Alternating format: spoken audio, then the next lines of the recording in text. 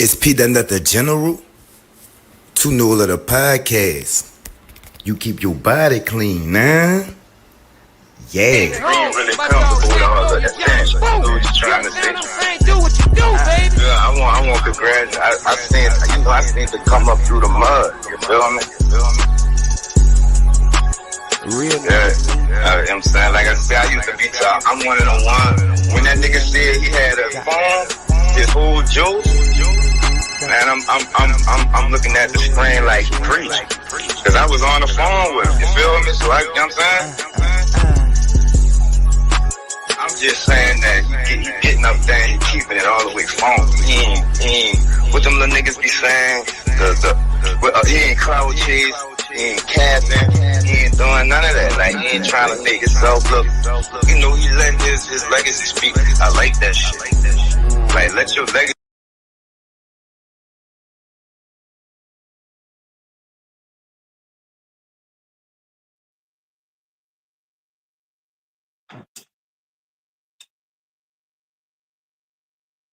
At the 504, so y'all already know how I go. I be trying to start on time, y'all, but y'all know what type of time I be on. You heard me? It's be done at the general, you know, the podcast. You keep your body clean, huh? Yeah. So we moving right along. You heard me? Tonight on the Tanula podcast, y'all. We got this guy, you know what I'm saying? He really deserves some type of humanitarian award, but it's his story, so I'm gonna let him tell it. You heard me? We're gonna get into that. We're gonna get into the music. We're gonna get into, you know what I'm saying? Him boasting up and whoop the whoop, but like I said, it's his story, so I'm gonna let him tell it. You heard me? DJ, where you at? Right here, brother. P.NUT, what's good? It's DJ Brother Maniac. Yes, sir. Yes, sir. So for the people who might be under a rock, don't know who you are, but could you introduce yourself in New Orleans and the surrounding areas? You heard me? Absolute, man. It'd be my pleasure to do that.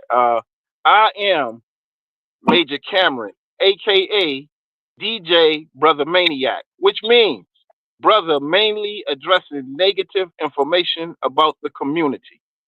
And I am the CEO of the Feed a Million Project. And what we do, we put on shows, events, tours, and feed events to aid and advocate for the homeless in the USA, Africa, and beyond. Man, and let me tell you before we even get started, now I appreciate the work you do, and thank you for the work you do. And somehow when we get off of here, we're gonna try and get that what you doing to New Orleans. You know what I'm saying? I would like to be a part of what you doing and bring that to the streets of New Orleans. You know what I'm saying? So the fight against hunger. You know what I'm saying? You've been all around the world, all around the country fighting against hunger. Why is this fight so personal to you? And why is this fight so important to help who needs help? You hear me? Well, many moons ago, man, when I was working security work in Washington D.C. By the way, that's where I was born and raised, Washington D.C., the DMV. And during, I used to work. A lot of times I worked the night shift. The midnight to 7 a.m., 8 a.m. shift, right? Yes, sir. And so I used to encounter a lot of homeless in DC, and talk to them and hear their stories, and it gave me because when you see and read in the news or you read about the homeless in the newspaper, I mean, it's of course, there's never anything really positive with that. You know what I mean? But Absolutely. to be on the ground and to talk to the people and see what they're going through, man. And to and to see why some homeless man just they refuse to just get in back in society and deal with the rent and job situation and all of that. So some of them are there, at peace with where they are, you know. Um, so that's what it is, Peanut. And some years ago, I did an event, man, in Baltimore, Maryland. One of my artists, Will Star, we did an event where we was collecting money, we was raising money for homeless organization in Baltimore, and it was an organization with collecting like canned foods and clothing items and socks for the homeless, right? Yes, sir. So we gathered up all of this stuff there at the venue, and the organization that was supposed to come pick it up, they didn't show up to pick up No. these items. And so now we had to figure out what we're going. I didn't know where to go to take these items, and so one of the artists that was on that particular show that we put together, my man Will Starr, he said, "Hey man, I know exactly where to take this. Yeah, I know exactly where people they'd appreciate us us bringing it over there." And it happened to be Peanut. It happened to be behind City Hall in Baltimore. Behind Man. City Hall in Baltimore is I guess a safe zone for the homeless, right? But I Right. noticed that same thing. It's an epidemic, I think, around the country because it was the same situation like that in Philadelphia, where right behind City Hall, you got a place where the homeless congregate, and It's it's not down here. sad. It's down here, And but the Super Bowl down here, so they cleared them out. But I'm of sure, course, yeah, I'm of sure course, when all the rich people get from out here, I'm sure they're gonna be back behind City Hall. absolutely. It's the same. It's the same thing they did in Los Angeles. In Los Angeles, when the Super Bowl came there, they swept all the homeless out from anywhere close to it. While the Super Bowl was going on.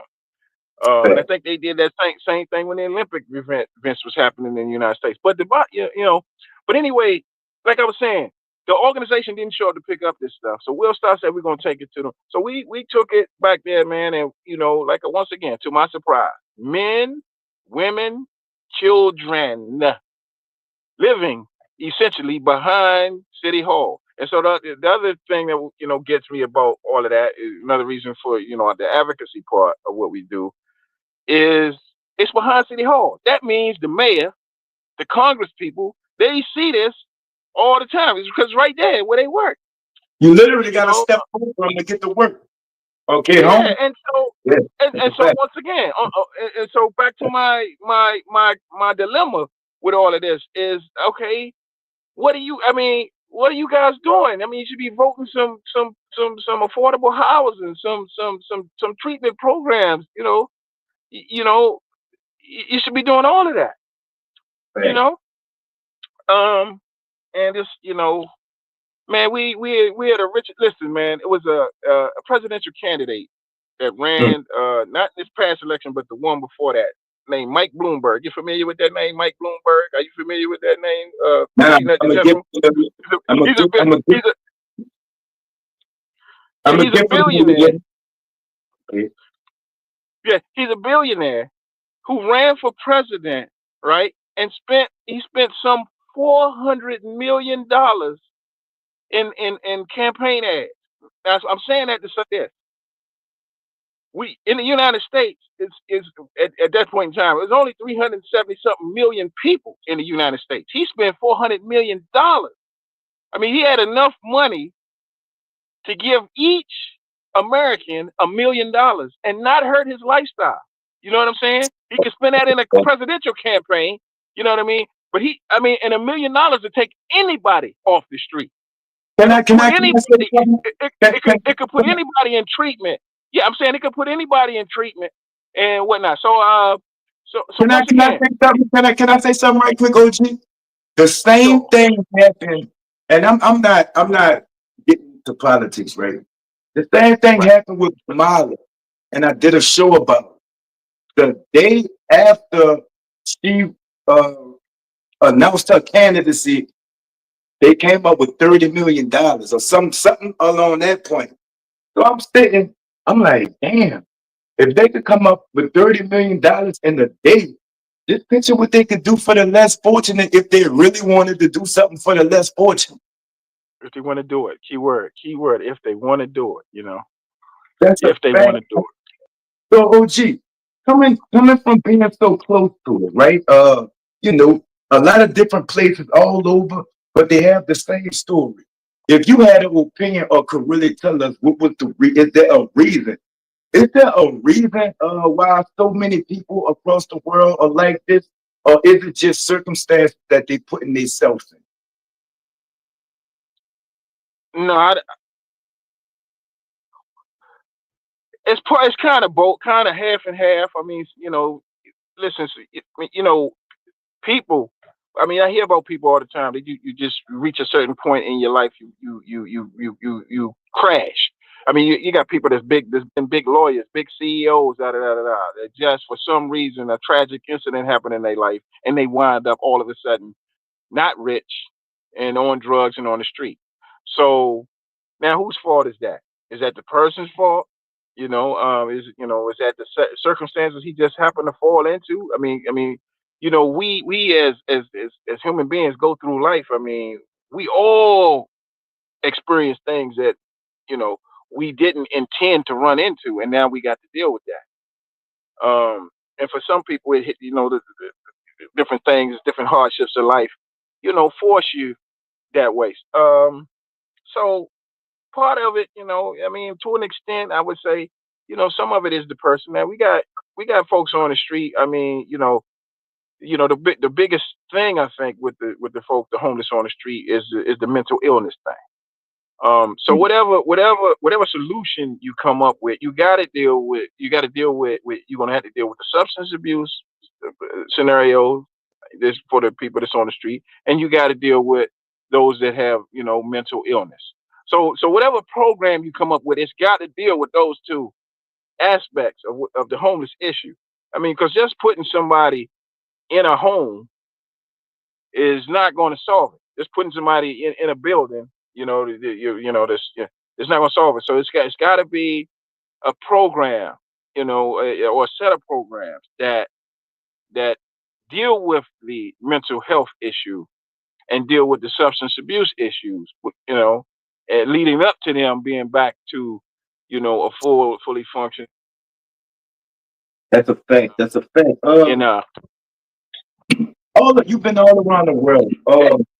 Have you ever just hit a certain area and had to just take a step back, like, damn, like a couple of moments ago, you put emphasis on the kid.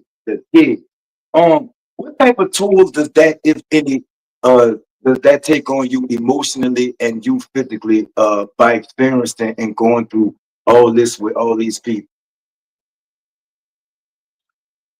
I mean, on one level, I feel like, okay, I can help out right now. I can get them a meal. And in some cases, I can reach out to some resource that could assist an individual or family.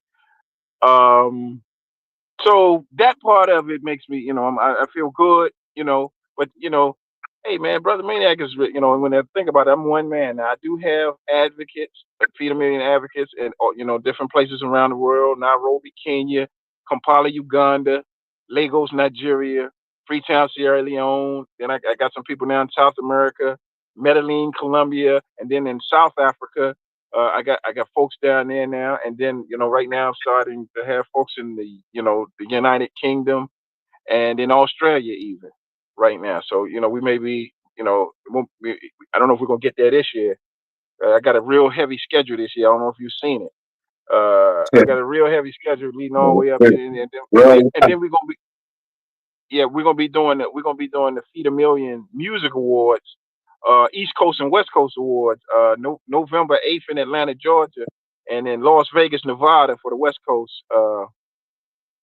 Um, you know, Two different award events. That we highlight the organizations that do advocacy, as well as independent up and coming artists and things like that. But that the events like this, the things that help fund us to do some of the things we're doing in Africa and other places, and then in the various cities around the United States as well. It's a fact, and hopefully you could bring your resources and your abilities down here to help the streets of New Orleans and the homeless in the streets of New Orleans as well. You know what I'm saying? From being around these people, OG, for a long time, I know you can't really talk about Pacific conversations, but what echoes around the world? How are these people taking the situation that they in? How are they doing? These people in these situations, how are they doing? How are they coping? How are they going through their day-to-day lives? in the situations that they in. Yeah, some of them, us in the United States. Let me tell you something. I don't know if we mentioned this, Peanut. I'm also a 20-year veteran of the United States Army. I was in Operation Desert Shield, Desert Storm, and I was also in an Operation Iraqi Freedom. But I did 20 years altogether, the United States Army and the Maryland Army National Guard. So, and I used to always think about this when I would go to the different countries overseas, and I would see, you know, for instance, when if you want to turn on the news and you see those people in Gaza, right? You see the people how they being treated in Gaza and everything, and you look at that, and from our perspective, okay, yeah, that's really bad. When you compare, I mean, even if you compare even a homeless person to what a homeless person is going through in Gaza, it's just no comparison. Um, but the people, if you sit with the people in Gaza right now, I mean, yeah, a lot of them know it's a hardship. A lot of them know it's some oppression going on and this and that. But they, you know, the average person over there, they don't worry about that. They focus on their family. Kids are still in the street playing. You know what I mean? Like, I don't want to say like there's no issues going on, but they just continue, to make the best of their situation, whatever it might be. And they don't really think of, and some of them people never seen like the lifestyle of a place like the United States. So the lifestyle that they know is the one that they know, and they make the best of that. They make the best of that, and they don't, they don't sit around. I don't see nobody over there sitting around whining and crying about what they don't got and all of this kind of thing. They just do what they got to do. Wash the clothes they got to wash, hang them up, and all of that kind of stuff. And cook the meals at night for the kid, for the family and the kids. I mean, and they just go on and live their life as it is. And even though in the situation I look at, I consider some of them less fortunate or quote unquote homeless. For them, from their perspective, hey, it's just another day in the neighborhood. Mhm. Um, and it is what it is, but they make the most of it. I mean, they listen, man. They celebrate, they party, they dance, they drink, they smoke, they do everything that we do in the United States. I mean, to have a good time, and like I said, you know, I know we see them on TV and we pity or and yeah, some of that is some rough stuff, but some of them are so used to that they don't expect anything different. I don't know how to put that out there, but they don't really know how to expect a different scenario. Yeah, they don't know. How you say they don't have a frame of reference for being in a law abiding country and whatnot like that. Like kind of like being in the streets and then going legal, legit.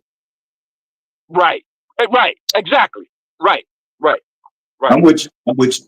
I'm with Yeah, you. yeah. Now, don't get me wrong. Every Mhm. every every little place, every place I'm dealing with in Africa, I mean, you got just like in the United States, you got your affluent neighborhoods and things, and then you got the hood. You know what I mean? You got your hood spot, or what they call like over in Nairobi, the slums. You Uh, you know, uh, yeah, they got they got the slums. You know what I mean? But right. once again, the people, I mean, from their perspective, I mean, hey, this is, this It's is, life. this is, this is, yeah, this is castle living for some of them, in some of those circumstances, That's a income, yeah. as the public, OG. What can we do? Right? Is this on us? Is it a government thing? Is it a community thing?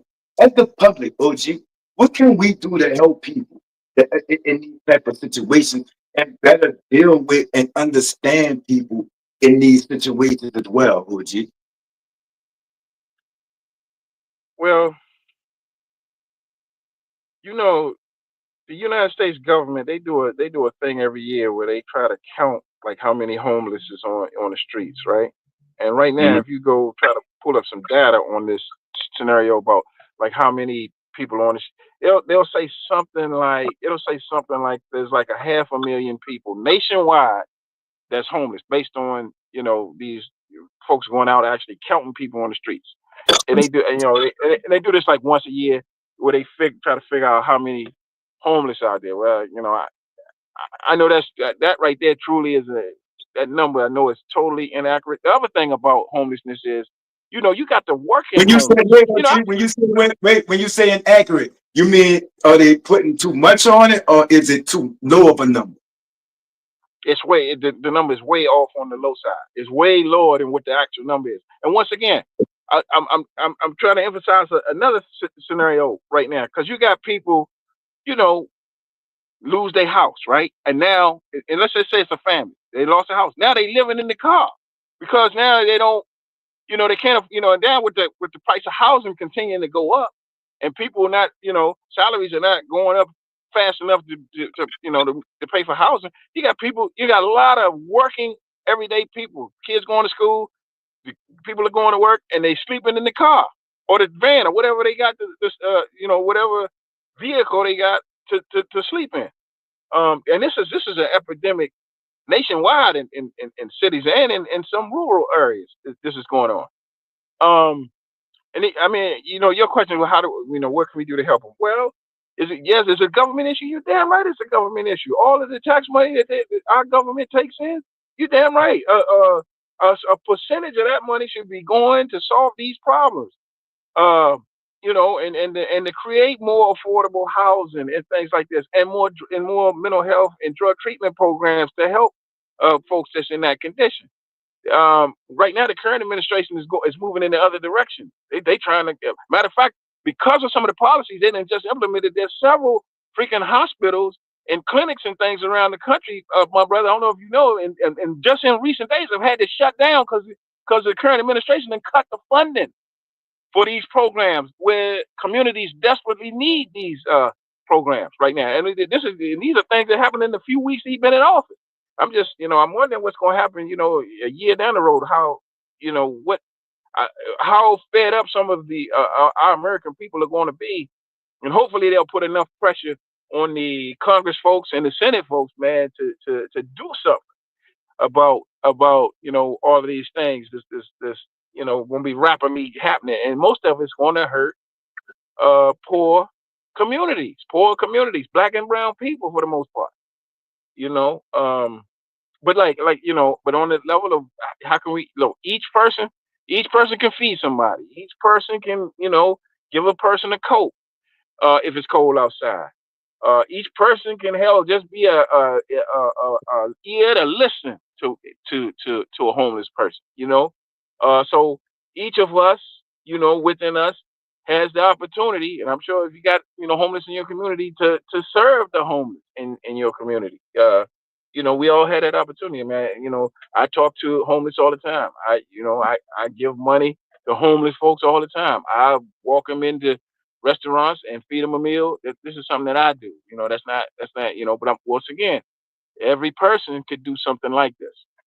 And I mean, like I said, there's no one thing, but every like my man Joe Madison used to say, who was on the radio in DC and on XM radio. Joe Madison always say, everybody, can do something. You know. Right.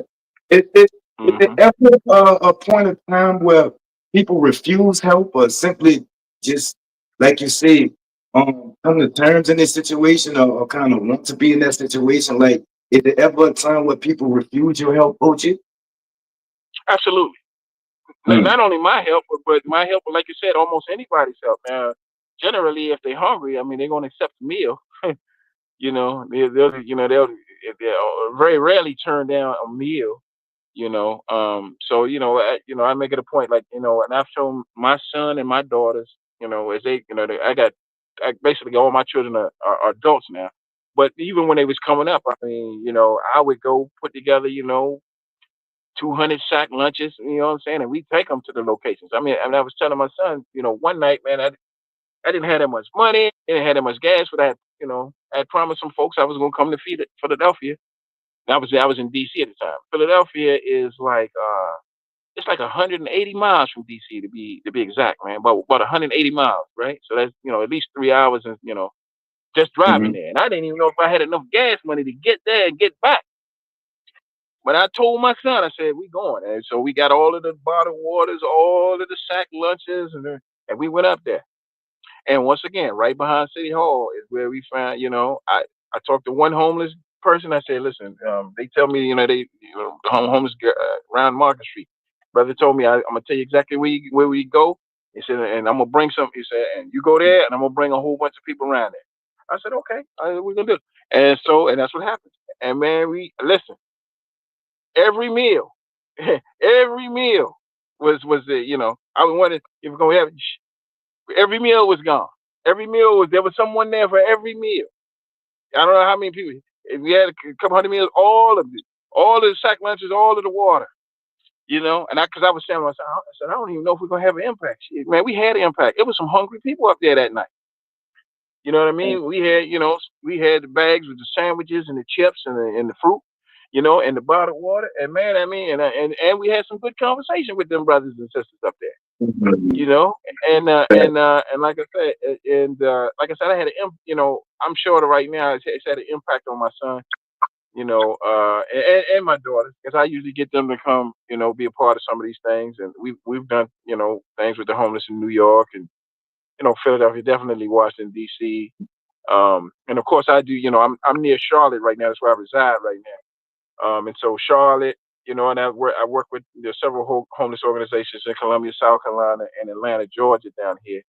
And as you probably know, I did some things with the Seattle. Washington State is a real homeless thing up there too. Seattle, Washington, and Seattle is a very, very, very expensive city to live in to begin with. But the homeless thing is really out of control up there. But yes, Seattle, Washington, Portland, Oregon, and then I'm actually I got a thing I'm gonna be doing in Vancouver, Canada. We got a little tour thing going on up there in August 28th, 29th, and 30th. We're gonna be doing some shows and events, and then also doing some things with the homeless organizations in those three cities up there. But yeah, yeah, it's I mean, and then, the one thing I do I'm kind of thankful for that. Now, when I show up somewhere, I bring attention to the homeless issue. Every time I show up somewhere, if it wasn't that much attention when I show up,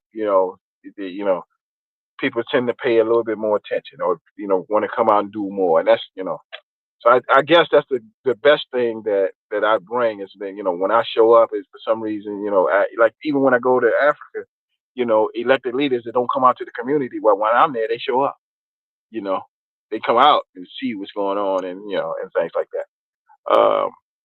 So I'm thankful. I'm thankful that God put it on my heart, yeah, and in my spirit to do all of this, man. But yeah, it is, to do it, man. Like I said, and just be that soldier for the homeless, man. It's really, it's a challenge. It's a challenge. It's a So let me definitely a ask you, challenge. let me ask you this, brother. Decades and decades of witnessing what you witnessed, going through people's pain with them, being there for the people, like you say, bringing attention. You personally, mentally and physically, has this taken a toll on you? Like, have you ever had to step back or like give it a break due to it being too much of what you're seeing too much, or do you just what I'm saying? No, all gas, no brakes. Well, that I do run into situations like like when you try to work with somebody and and things start going well, other things happen that where maybe they pass away, or maybe you find out you know some weeks later this person, the same person that you come back to check on, died of a overdose or something like this, and you was working with them, you was getting them into treatment programs and things like this, and then you went to find out about them, and then other folk told you, yeah, such and such passed away. That Yeah, things like that do have a take a, and sometimes I do have to step back. Sometimes I do have to take a step back, man, because ultimately, brother, I want to see all of our people prosper and succeed, live healthy, happy, happy. You know what I mean? Healthy and happy. And and work with one another. Ultimately, that's what I always like to see. And so yes, man, there are definitely times, there's been quite a few times where, in situations, man, listen, man, I was in, right now I'm thinking about a situation. I was in Iraq, right? I was in Iraq, soldier, right, in Iraq. And I witnessed this guy get hit by a bus, right? Mm, This guy, he got hit by a bus, right? right. And the human in me said, man, we got to go help. We got to go do something to help this brother. Oh, the brother fell out, got hit by the bus. I said, we need to do something. But the policy of the United States was, we're not getting involved with that. We Mm, can't get involved with that. We can't get involved with that. We can't assist them. There's nothing we can do. We can watch it from where we are. That's it. We can't render no aid, nothing. I was like, damn. I'm standing, you know what I mean? I watched the brother get hit by a bus. We can't. You tell the man telling us we got all these medical aid folks that got all the little treatment and got the medicine and everything. They could at least get that brother. Man, powers that be say, we can't get involved. We can't render any aid. Man, fall out and die right there. We can't do anything for that man. But y'all look, can call, but see y'all can him. call for Yeah. help. Y'all can call for help, though, man. Well, I mean, as American citizens, you know, I guess the It's a lieutenant could have fact. called for You backup. ain't even front. Once, Who you gonna call? but Mike, once again, brother P.NUT, the point I'm trying to make here is policy. Policy. See, right now, our current president, right now, even before whatever happened, when they been bombing Gaza and all of that, even before all of this happened, they already Mm-hmm. had a plan. They already had a plan to go in there and put 5-star resorts on, because that Gaza thing is right on the beach. The part of it is right on the beach, right? And Trump and like I said, the current administration, along with some of his surrogates, they have, before they even went in and bombed it and all of this, they have been wanting to put 5-star resorts on that thing. Now, right now, he's negotiating with Israel to flush out all of the Palestinians and everybody out of there so they can rebuild it into a paradise that they control. Right now, that's what they're trying to do. Now, I would not be surprised within the next 4 years you see a Trump thing over there, or maybe even a Marriott, or whatever the major Hilton hotel. You'll see. I guarantee you, 4 years, and within 4 years, that they're going to build that up to be a paradise. And guess what? The Palestinians will not be welcome in that paradise. They won't be welcome. Yeah, but this is So, something they would. Yeah, go ahead. go ahead, OG. Nah, you go ahead. My bad. Yeah, so I mean, and what I'm saying is, this was a plan before all of this ruckus happened, where they were, bombing and killing and destroying hospitals over there, and watching children die and all of this. Before all of this happened, this was a plan they were already pushing. And now with the current administration being in office, and they got definitely 4 years, and the prime minister of Israel is on board with the idea. It's going to happen. There's nothing going to there's nothing going to stop it now. And I've got to guarantee you, within 4 years, it will be built up as beautiful. It's going to be beautiful. It's going to be like the new Dubai, right there in Mm. Gaza. I'm telling you now. You just mark my word. And right now, it's rubble. It's It's gonna rubble come. while we're looking at it right now. It's documented. You said it first. You said it Yeah. first. It's documented. Nah, they. So let me ask you this, OG. Coming from where we come from, right? Certain things, or certain situations, we go through a lot. We get numb to, right? What you Hmm. see and what you see other people going through, right? Is that Hmm. something that someone gets used to? Do you get numb to it? Do you ever get used to it? Like somebody from the hood gonna get numb to the violence of the hood. You get what I'm saying? Do you ever get Right. numb to what you see? Like is that something that you could ever get used to? Is what I'm kind of trying to ask you. What sound, Well, school? I see you. well, I think we do get numb to it. Listen, brother, when I was coming up in the Washington D.C. area, man, and you probably recognize this too, Peanut, years back. You know, the Washington D.C. area was known as we're the capital city already, but it was known as the murder capital. You know, the Yes, murder sir. rate in D.C. was higher than any other city in the United States at one point in time, especially during Yes, sir. the crack cocaine epidemic years. Washington Yes, D.C. and I was living in D.C. during those times, and you know, you three murders happened last night, 4 murders happened. You know, same thing. That's kind of like what Chicago is right now. Chicago is every weekend it's like you hear about 10, 40 murders. You know, in yes, Chicago. sir. Well, we used to do, Yes, and like I say, the people in those communities, it's almost like the weekend comes and you expecting murders. You know what I mean? The weekend's coming where by Sunday at least 25 people gonna die, and they're gonna be black and yes, brown sir. people. And they're gonna be black and brown people, Yes, and sir. and you don't want to hear it. You don't want to, but like you say, you become like you say Yes, numb or sir. immune to it going on. And listen, we have a lot of groups like the Nation of Islam and different that go and try to clean out communities and get people living right and this that and the other. We have a lot of that going on, but yeah, I do believe that we do get like somebody say get used to having PTSD is what it used to that. Oh yeah, yeah. Oh yeah, that happened. Yeah, yeah. Yes, man. Hmm. That's what's up. Yeah, we Um, go ahead, go ahead. now you got it. You got it, Peanut.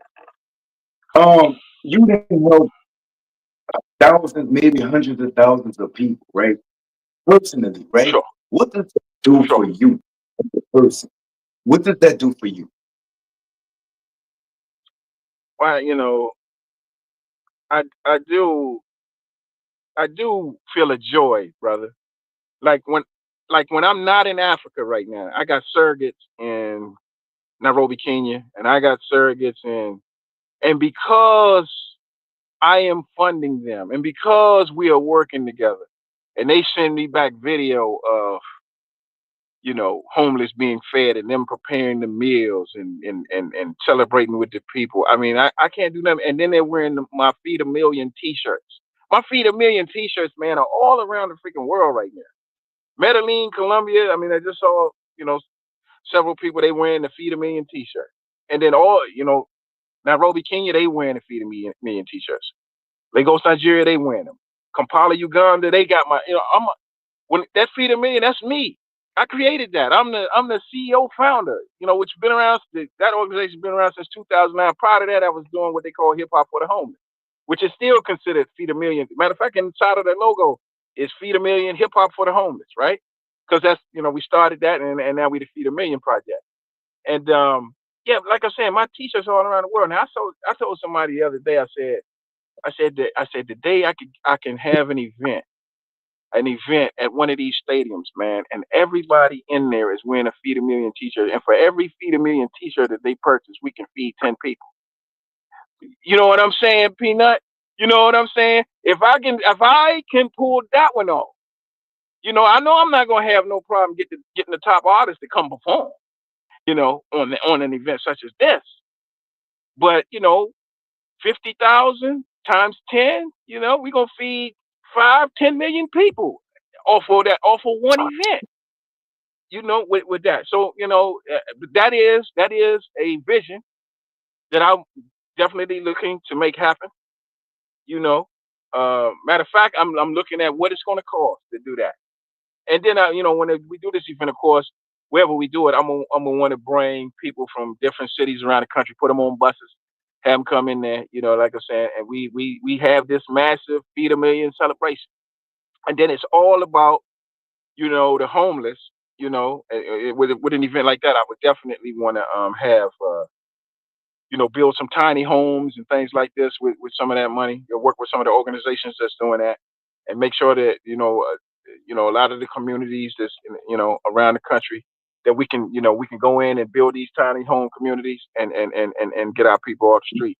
Why? You Why? know Why, OG? You do all of this. All of this. Why? why, man? God put it on my heart, man, and man, Peanut, I don't know, I can't tell you how many nights, man. I'm online, I'm talking to all my people, and then because the time zones are so different, where I'm at in the United States, when I talk to somebody in Nairobi, Kenya, they 8 hours ahead of us. So some of them brothers call me 3 o'clock in the morning, but it's their in their time it's already tomorrow. It's already 8 hours ahead of that. So and sometimes I say, man, I ain't gonna take that call. But most of the time, I take that call. Even though I take that call, hey brother, what's going on? What's happening over there? I take that call. So I mean, there's been many a night I've been up. I've been up all night, and Peanut. A lot of people don't know this. I do the Feed a Million project, technically 24 hours a day, but I work. I got a 9 to 5 job, brother. I work as an IT analyst for the Department of Transportation in Charlotte, North Carolina. You know what I mean? That's my yeah. I do that. Oh yeah, the Feed a Million and then but all day long, man. Everywhere I go, everybody around me knows I'm Feed a Million. They know. Matter of fact, I'm wearing this jacket I'm wearing.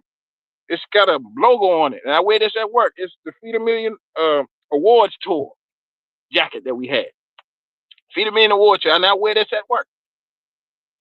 Mm.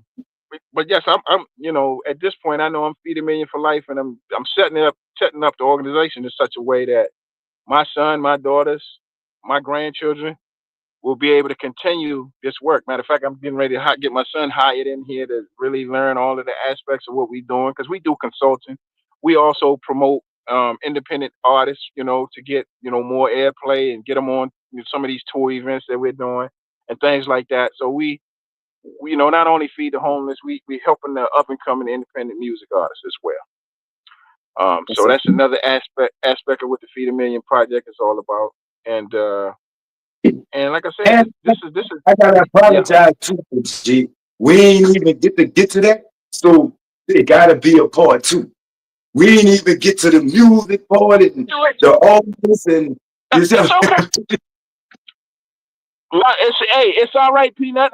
Hey, brother, I don't mind. You just let me know. We go, we plug it into the calendar. We get it back in, brother. It's all good. So let me ask you this. It's all good. Let me ask you this. For those who think that they don't have enough to give or think that they one, two, three, $4 or $5 wouldn't even matter or do nothing, right? What would you have to Right. say to those OG? What would you have to say to those people? $2 will do something. Uh, you know, $2 will do something. You can get somebody a meal. Ended. Depending on where you're getting it from, you get 2 or 3 meals.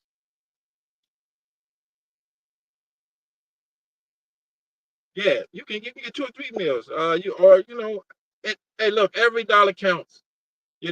If you get $1 million, if I get $1 from 1 million people, that's still $1 million. It can do a lot. A dollar can do a lot. A lot.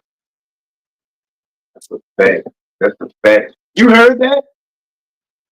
Yeah, are we still on? The thing is telling me we cut out. Nah, we still on. Can It's you hear me? something.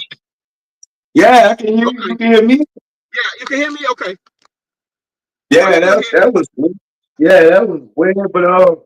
But if we want to help you, because I personally uh not only want, but we need you to bring that down here in New Orleans.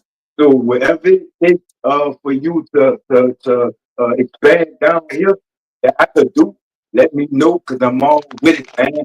But in the meantime, where can everybody else send? Is there anywhere we can send donations to? Is it a certain website we can go to? We just get out there and help the homeless in our community. What can we do more for the people who need more, OG? Okay. Um, I'm gonna go ahead and throw a phone number out here right now. I'm gonna throw a phone number out here. The Feed a Million line info line. I mean, for any music artists or any homeless advocate, anybody that just want to assist. We're gonna start out with the phone number 980-999-0109. Again, that's 980 999-0109. And that is the Feed a Million line, Feed a Million business line.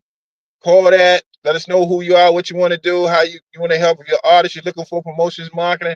Let us know that. We'll definitely get back to you and do our best to help and assist you reach your goals. You can catch me online. I'm on Facebook. My name is Major Cameron.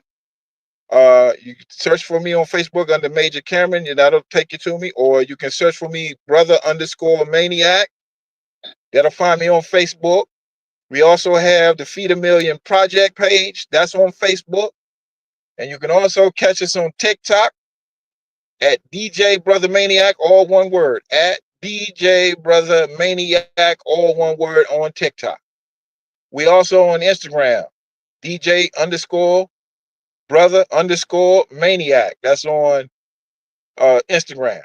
So you can hit us on any one of those three on social media, or you can call the number that I just gave, 980-999-0109.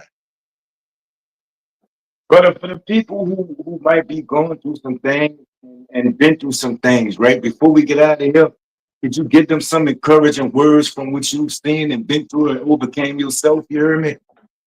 Yeah.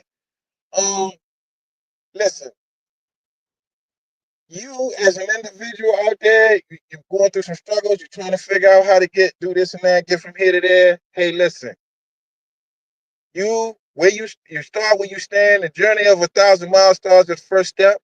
Take that step. You do all that you can as a person to better yourself and better your community and help your fellow man. And where you think you fall short, you put that in God's hands.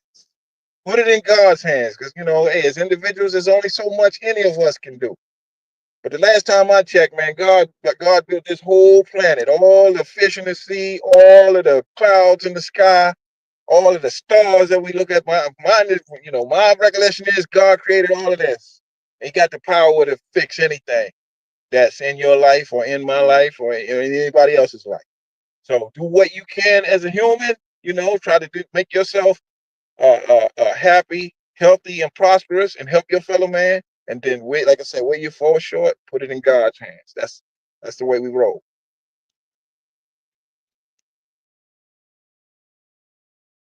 It's P.NUT the General, to know of the podcast.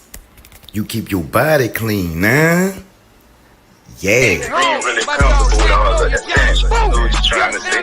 Do what you do, baby. Yeah, I want to graduate. I seen to come up through the mud. You feel me? Real I'm saying, like I said, I used to be top. I'm one of the ones. When that nigga said he had a phone, his whole joke, man, I'm looking at the screen like preach, cause I was on the phone with him. You feel me? So you know what I'm saying? I'm just saying that you getting up there and keeping it all the way phone. What them little niggas be saying? He ain't cloud chase, he ain't capping, he ain't doing none of that. Like, he ain't trying to make himself look. He letting his legacy speak. I like that shit. Like, let your legacy